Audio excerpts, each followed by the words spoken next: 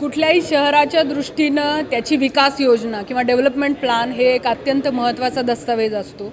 त्या शहरातल्या भविष्यकाळातले म्हणजे येत्या 20 वर्षांमधल्या सगळ्या जमिनींचा विकास काय पद्धतीनं करता येईल, आरक्षणं कुठली असतील, या सगळ्या गोष्टी या त्या DP प्लॅननुसार होत असतात। त्यामुळं शहरासाठी अत्यंत महत्त्वाचा दस्तऐवज आहे।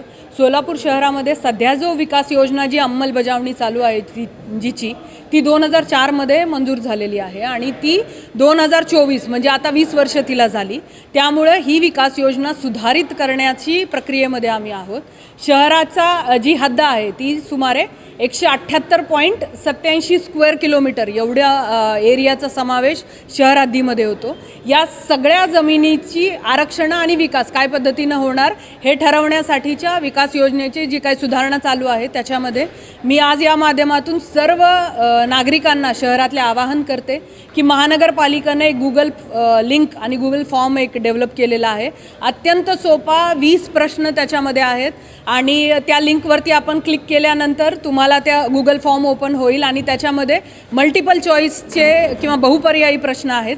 त्याच्यात फक्त आपल्याला टिक टिक करायचे। जो काही प्रश्न विचारला आहे मराठी भाषेमध्ये आहे, तुम्ही किती वर्षांपासून इथे शहरात वास्तव्य करता, कुठे राहता, शहरात वेगवेगळे आरक्षणं आहेत, सुविधा आहेत, त्या तुम्हाला सफिशियंट पुरेशा वाटतात का, येत्या 5, 10, 20 वर्षांमध्ये शहरामध्ये कुठल्या प्रकारचे आरक्षणं सुविधा डेव्हलप व्हाव्यात अशी तुमची मनीषा आहे, इच्छा आहे, या प्रकारचे प्रश्न आहेत। शेवटी या विकास योजना बनवत असताना तुम्ही काय पद्धतीनं तुमचे जे काही विचार आहेत ते आपल्याला त्याच्यामध्ये लिहिता येतील।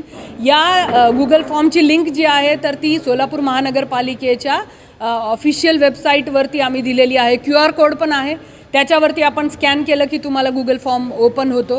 काही नागरिकांना जर त्याच्यामध्ये अडचण वाटत असेल तर तुम्ही त्याची फॉर्मची प्रिंट काढून भरून माझ्याकडे नगर रचना कार्यालयामध्ये सबमिट करा।